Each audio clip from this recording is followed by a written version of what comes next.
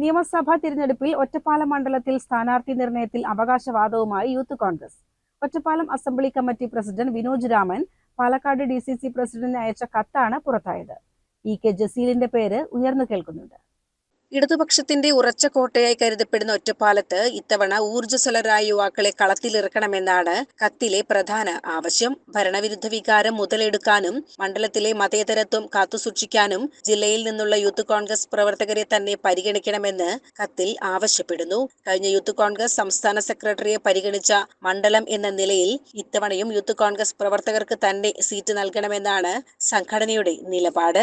സ്ഥാനാർത്ഥി ചർച്ചകൾക്കിടെ യൂത്ത് കോൺഗ്രസ് പാലക്കാട് ജില്ലാ vice president EK ജസീലിന്റെ പേരും ഉയർന്നു കേൾക്കുന്നുണ്ട്. മുൻപ് ഒറ്റപ്പാലം നിയോജക മണ്ഡലം പ്രസിഡന്റായിരുന്ന ജസീലിന് മണ്ഡലത്തിലുള്ള സ്വാധീനം അനുകൂല ഘടകമാകുമെന്നാണ് പ്രവർത്തകരുടെ കണക്കുകൂട്ടൽ. KPCC സെക്രട്ടറി P ഹരിഗോവിന്ദൻ മാസ്റ്ററുടെ പേരാണ് നേരത്തെ ഉയർന്നു കേട്ടിരുന്നത്.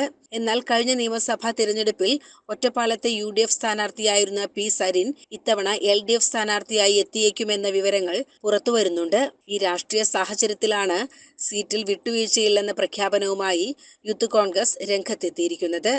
CCN കടമ്പഴിപ്പുറം.